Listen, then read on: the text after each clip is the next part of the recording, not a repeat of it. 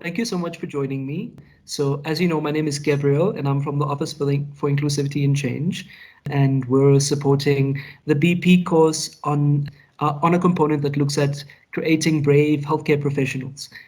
So, in a world with lots of inequalities, being able to talk bravely about issues related to sex and sexuality and sexual and reproductive health, so that we can, support access to justice through the healthcare system.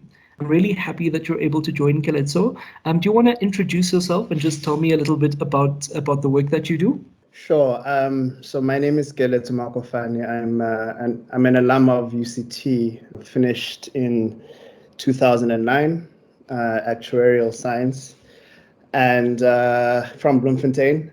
Since I finished my undergrad degree, I've shifted completely to public health and got a degree in biostatistics and have been doing research and activism since then.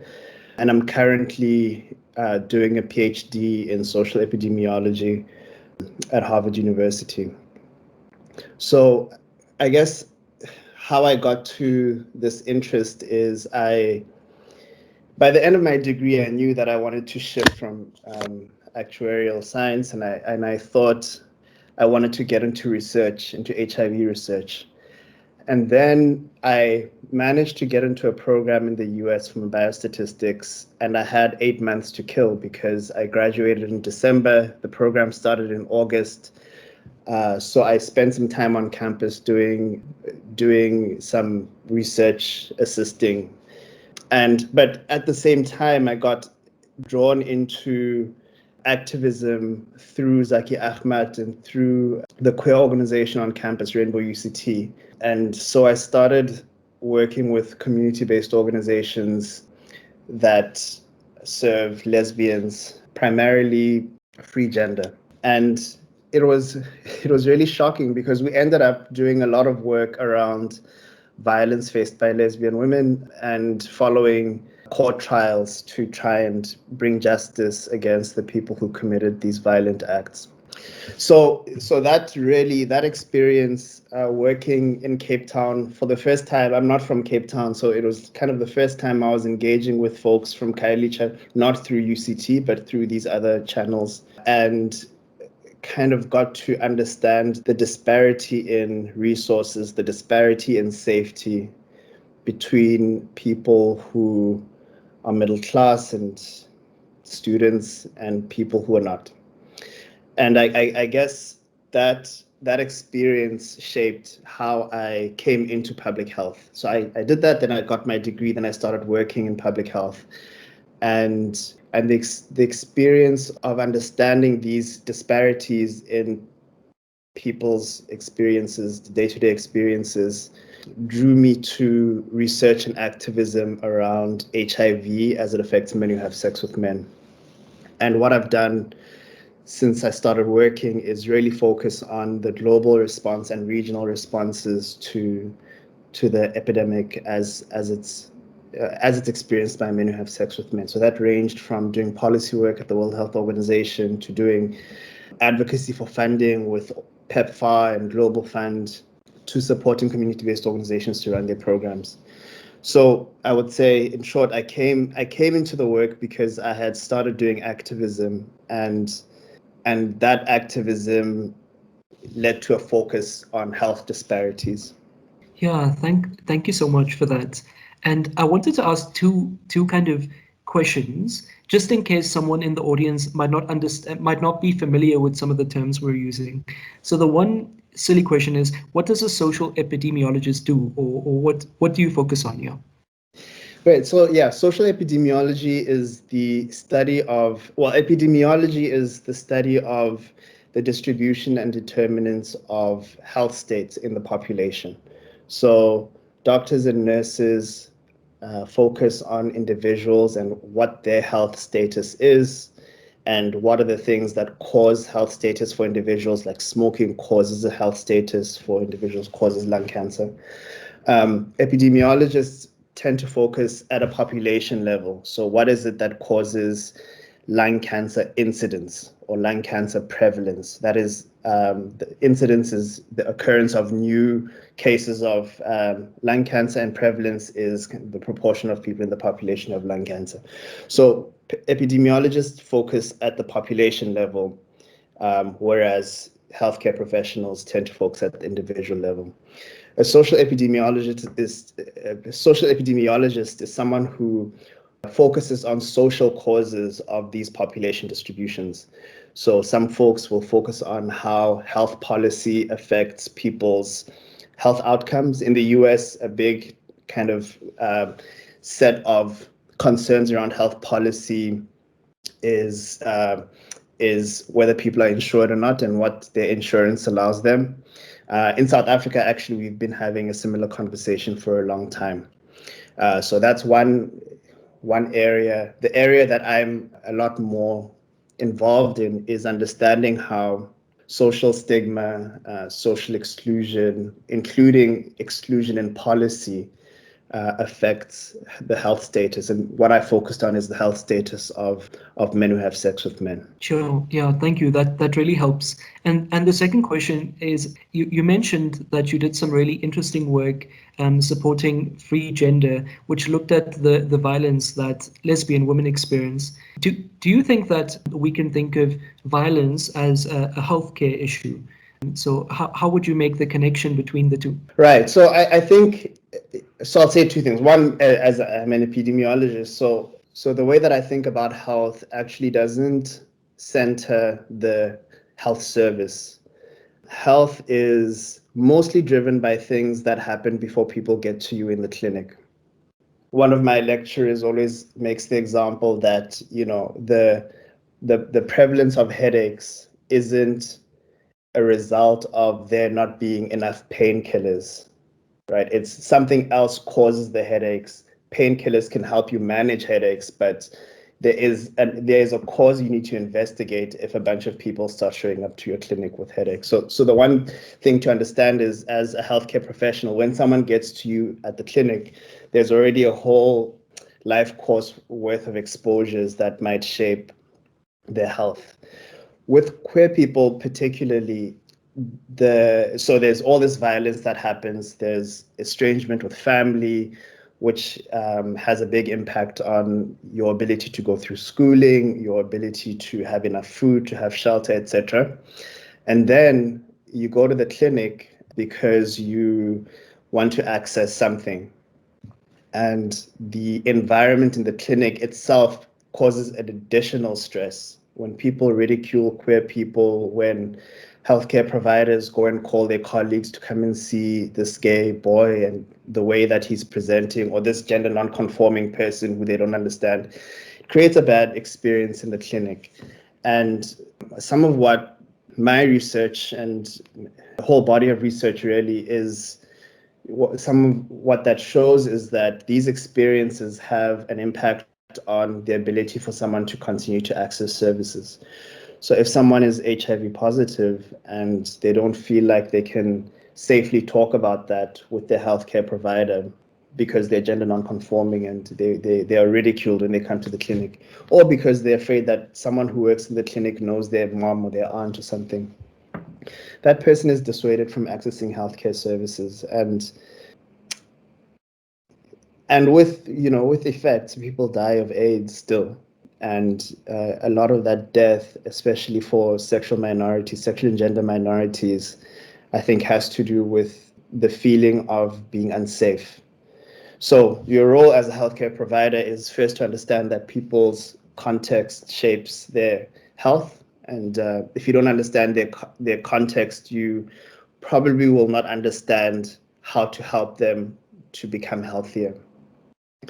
And then in addition, you from the moment someone walks in to the gate at the clinic to the moment you give them the prescription, you are setting the tone for their ability to access services. So if people don't feel like they're being taken care of and instead feel like they're being attacked, then they won't show up, and that'll have an impact on their health. Yeah, thank you for that. And I think you're beginning to highlight how discrimination and stigma plays out in some of these spaces. The last kind of clarity-seeking question I wanted to ask was, you mentioned some of the work you've done around HIV policy. And so the first part is, what is a policy and what goes into an HIV policy? Yeah, right. So policy is, when I say policy, I use it very broadly, from laws that criminalize same-sex sexual conduct to guidance that shapes how the national HIV response plans to intervene in the HIV epidemic. I've mostly done work on the latter. I've mostly, some of the research that I've done has been to understand how national strategic plans. So a national strategic plan for AIDS is a document that outlines the vision of not just the government, but the government, civil society, donors, etc. So it's a multi-sectoral effort. And in that document, there is usually analysis of what is happening in the epidemic. There's analysis of what programs have been done in the past and what their results are. And there's a kind of statement of the future goals of the program nationally. So I've done some work looking at those, published a report recently with the World Health Organization looking at African national strategic plans, what they say about men who have sex with men, sex workers, trans people, people who inject drugs, and people who are in prison. So what I learned from this exercise is that while over the past, I would say 10 years, there's been a lot of improvement in denial. There's been less denial. So more strategic plans acknowledge that there are these groups which have an excess burden of HIV-related morbidity and possibly mortality. The understanding of these populations and the understanding of the programs that are needed is still pretty poor. So that means that when a big funder approaches a country and says, we want to invest in the HIV response here, the thing that they see that helps to guide that investment often fails to mention clearly the needs of these populations which have a harder time in the HIV epidemic than others. So, and that means that programs are not quite suited for those populations. Sure, yeah, that's really useful, and it kind of links to the next question I want to pose. So it sounds like, and I know you mentioned Zaki Ahmed earlier, it sounds like we can learn from the HIV/AIDS movement, and that some of what we learn can extend to broader struggles around sex and sexual and reproductive health, or the way we think about bodily agency and autonomy. So one of the things some other speakers have talked about is how one of the conversations we need to have more of, especially among young people, might be conversations about consent, etc. But in your opinion, what do you think we can learn from the HIV/AIDS movement in terms of broader struggles for justice? Yeah. I think, wow, it's such a big movement that I think you can approach it just about from any angle and learn something. You can learn about virology, you can learn about movements, you can learn about funding, you can learn about policy. I would say some of the really fundamental contributions of the HIV response are the idea that people understand their lives. And so if you are intending to help people, which word I use with some trepidation, because often like wanting to help someone implies that you think you're in a better position than they are, rather than in a position where you can both learn and exchange and grow. But nonetheless, I think one of the big lessons that are not just kind of spoken about, but built into how the HIV response works, is that people who are affected by HIV have very good ideas about what's happening that is causing them to be affected or to be at risk. And so it's important to recognize that knowledge, even as someone who's trained at UCT or whatever. It's important to recognize that knowledge, and it's important to work with folks, bring whatever you have, expect other people to bring what they have, and intervene together. I would say that's kind of the biggest thing. And it's striking when you think about other big public health global programs, malaria, TB, the idea of civil society being at the table and helping to set policy, being able to criticize openly their governments when they're not doing the right things, and having that lead to change. Those things do not happen as clearly in other global health movements compared to HIV. So I think it's something really worth studying, especially from South Africa. I think it's shaped South African health so dramatically that it's worth understanding not only the medical health science of HIV, but understanding how HIV has played out in growing a civil society, right? And having this huge network of people across the country who can make demands of the government, even sue the government, of having this huge network of people being able to make claims in very local institutions, being able to make claims at the clinic, being able to make claims at the police station, in the community. I think all those things are kind of fantastic lessons to learn as a citizen, and use to influence, to be an active citizen, to influence our country wherever you are, as opposed to waiting for politicians to do that influencing for us, or waiting to vote once every few years. Yeah. Thank you for that. So early on in the chat, you mentioned how there are groups that carry a heavier burden when it comes to HIV. Do you want to talk a little bit about those groups? And maybe if you could share some of your analysis or assessment about what causes these groups to be more vulnerable when it comes to HIV. Great. So I think what causes groups to be more vulnerable to HIV? Well, let's start with COVID. So I'm living in the US. I'm living in New York, which was the epicenter of the COVID pandemic. Had higher mortality than at some point had higher mortality than most countries. Just the city.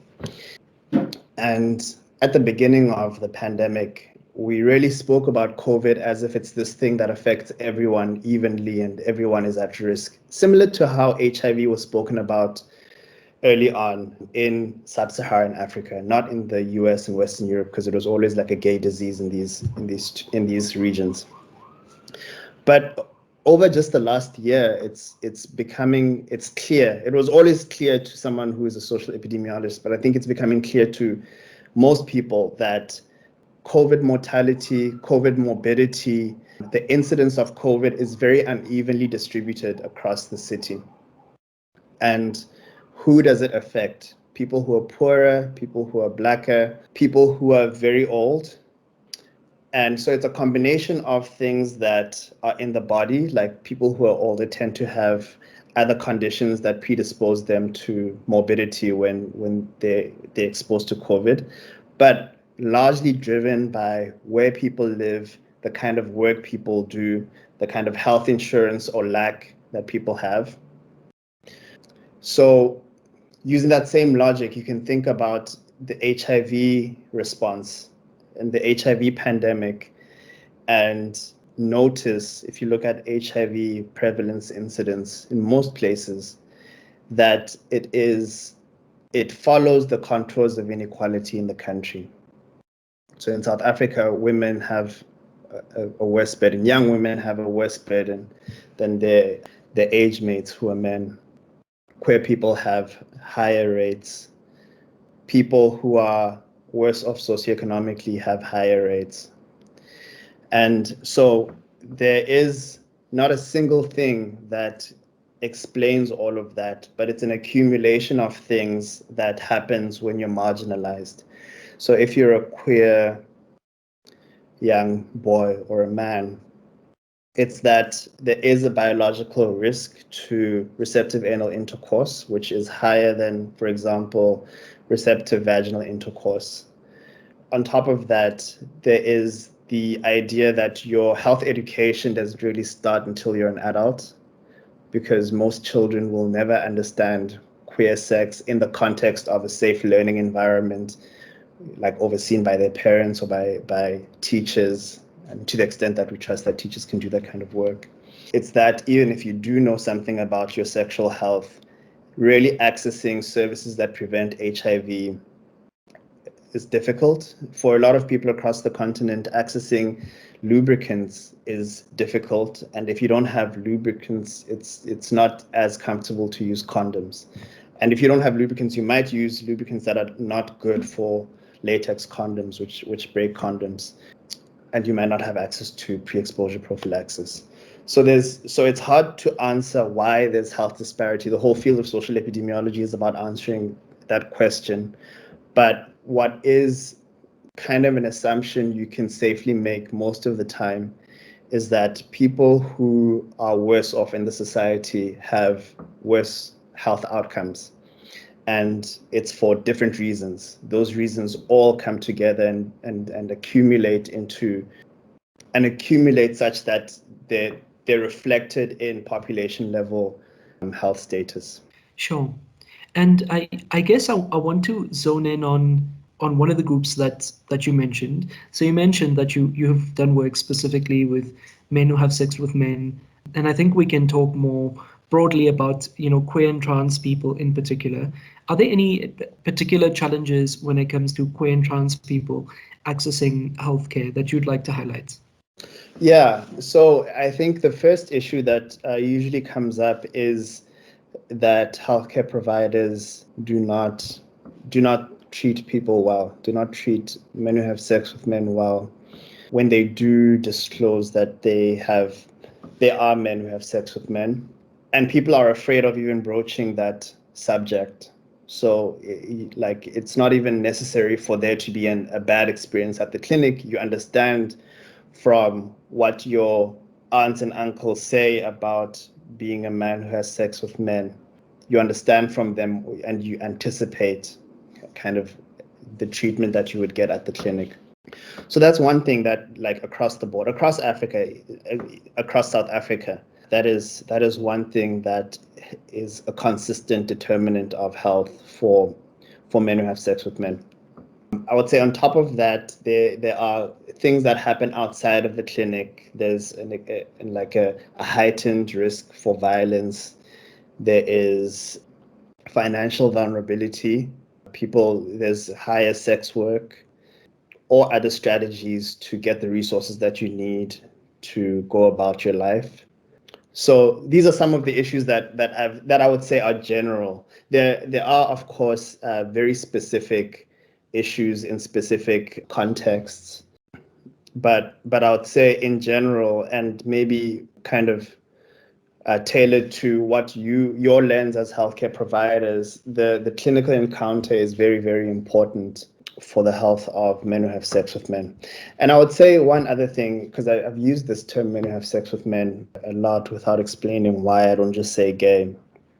I think another thing that's complicated with same-sex sexual conduct is that not everyone categorizes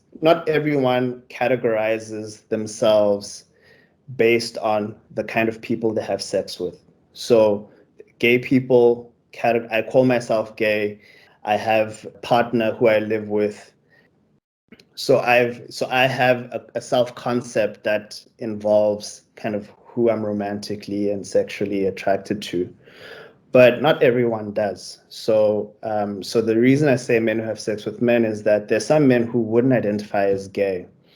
So if you were in a clinical encounter with them and you understood them to be married to a woman with a child, whatever, and you didn't ask, like, how many sexual partners have you had over the past, say, month? How many of them were women? How many of them were men?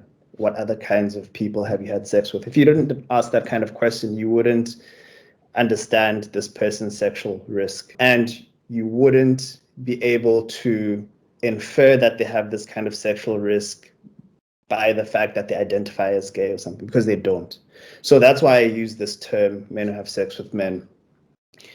Yeah, but to come back to the original question, the things that happen in the clinic have been highlighted. There's a big push to train healthcare providers who are already in service.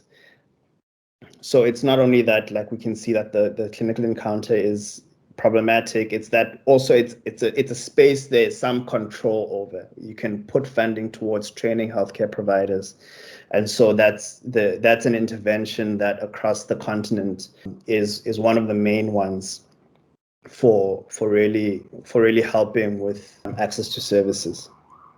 Sure, yeah. Thank you so much for highlighting that. And I think it gives us I think that the key thing that I'm taking away from this is that it's important to understand the complex challenges a person brings with them when they come to access healthcare. And it's not only the symptoms that they're presenting, but it has to do with their lived experience, the community they're from, their ability to access particular kinds of food and water. If you think about struggles around water and sanitation in the Western Cape, and a range of other issues as well.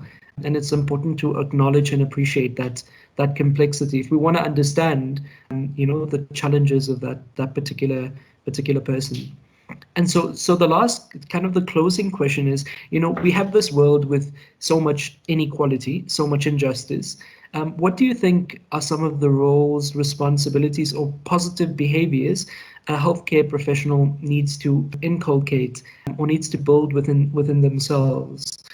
So the people watching are young people who are just just entering this new area of study. And what are some of the key things you think they should be self-reflecting on, or thinking of building within themselves as they begin their journey? Yeah, I think so. There are two levels for me. One level is that this work is not like any other work in that you are invited into people's most intimate selves, whether it's intimate on the body or intimate about experiences that shape what's happening in the body.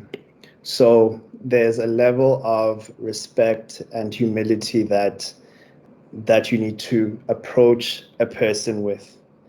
And now I'm speaking as a patient. Like when I detect a level of disrespect or inattentiveness from my healthcare provider, it sets the tone of our relationship. And I'm not, I'll give you an example. Is that every time I go to the University Health Service, they do a screener for depression. So they'll ask you like 3 or 4 questions, lost sleep, about enjoyment of things, etc. And I've never, even though I have been depressed, I've never kind of answered those questions affirmatively, because they're always asked by someone who is at reception and is just trying to take people in between answering calls, like signing forms, making sure people's prescriptions are lined up. They're asking you, oh, have you felt sad in the last 3 weeks?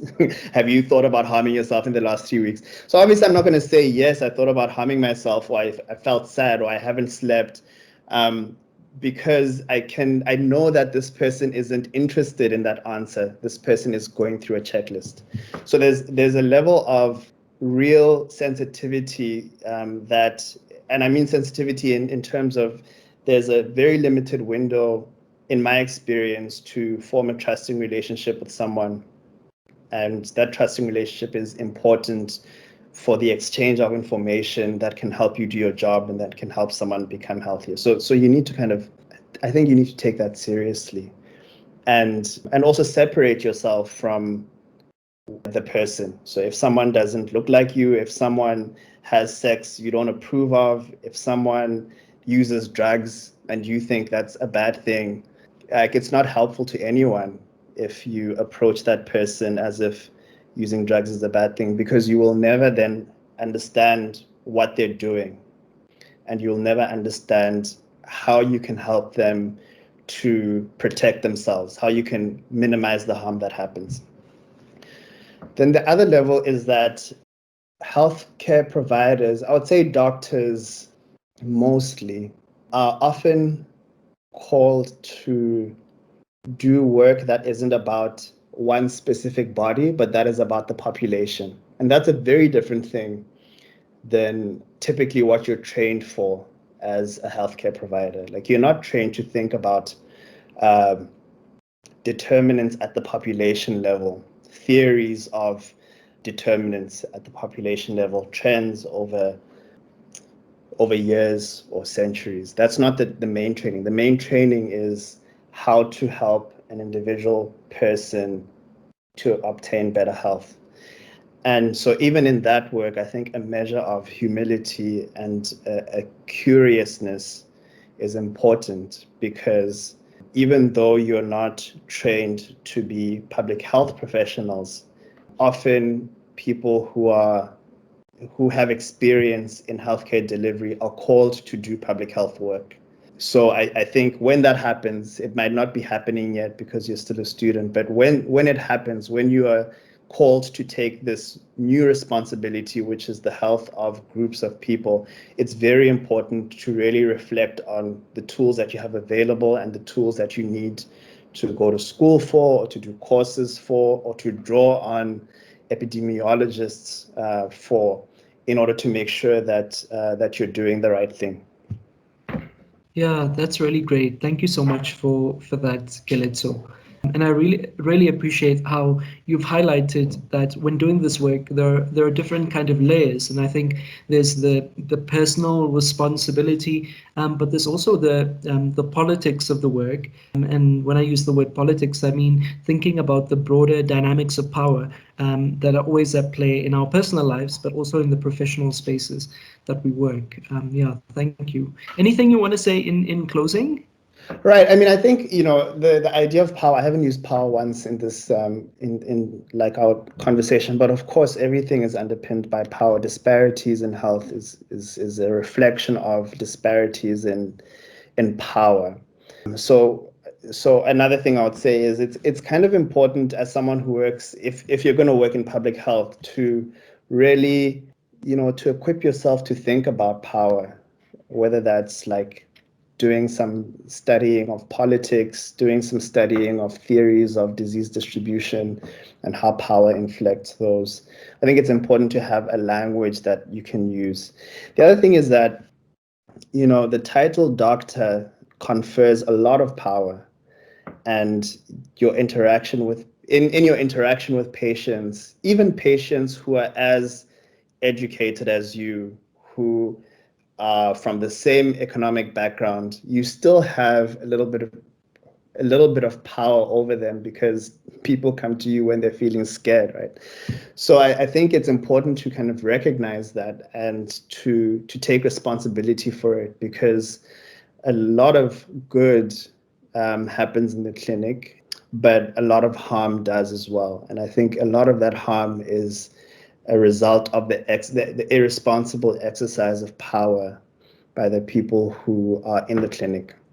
So that's something that I would say is important, as someone who's coming into this work, to recognize and to understand that as much as you maybe come into the work because you want to help people, there is a huge potential to harm people if you're not thoughtful about what it is you bring when you're in a clinical encounter with someone. Super. I think that's a really great way to wrap up as well. That comment on power, and that covers everything I was hoping to cover. So thank you so much, Keletso.